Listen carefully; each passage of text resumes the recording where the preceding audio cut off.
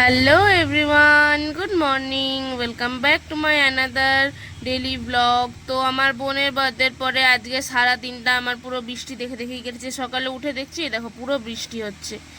Brush নিয়ে বেরিয়েছি একটু, তো আমি অনেক সকালে উঠিনি, উঠেছি 8টার দিকে।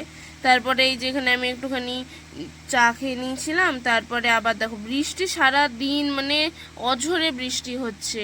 কিছু যে রেগুলার তুমি জামা কাপড় ধোবে বা কোনো কাজ করবে কিছুই করা যাচ্ছে না, মানে এতই বৃষ্টি হচ্ছে। ধরো একটুক্ষণ বৃষ্টি থামলো তো বেরোতে যাব, আবার চলে এলো বৃষ্টি।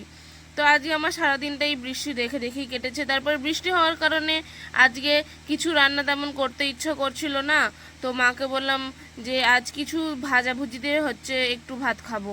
তো মা বলল ঠিক আছে, তো যেটা ভালো লাগে সেটা কর। তারপরে এই যে বসে বসে আমি এখন বৃষ্টি দেখছিলাম, মানে সকাল থেকে আমি বসে বসে শুধু বৃষ্টিই দেখছি, কেন জানি ভালো লাগছে।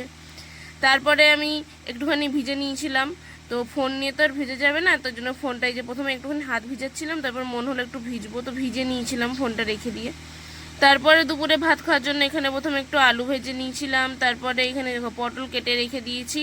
তারপর ফ্রিজ থেকে মাছ নামিয়েছিলাম, মাছটা বানিয়ে রেখেছি। আর এখানে দেখো আলু সিদ্ধ হতে বসিয়েছি, কারণ আমি ভাতে আলু দিতে ভুলে গেছিলাম। তারপরে মাছে নুন হলুদ মাখিয়ে নিয়েছিলাম। আর এই যে দেখো এখানে একটু পেঁয়াজি ভাজি, আজ এই পেঁয়াজিটা দারুণ হয়েছিল। আর তারপরে এই পটলটা নতুনভাবে মা কেটে দিয়েছিল, তো ওইটা আমি ভাজছিলাম। তারপর রান্নাবান্না করার পরে আমি এখানে দুপুরের লাঞ্চটাও করে নিয়েছিলাম। তারপরে রাত্রিবেলা না, ঠিক বিকেলবেলা এই মুভিটা দেখছিলাম।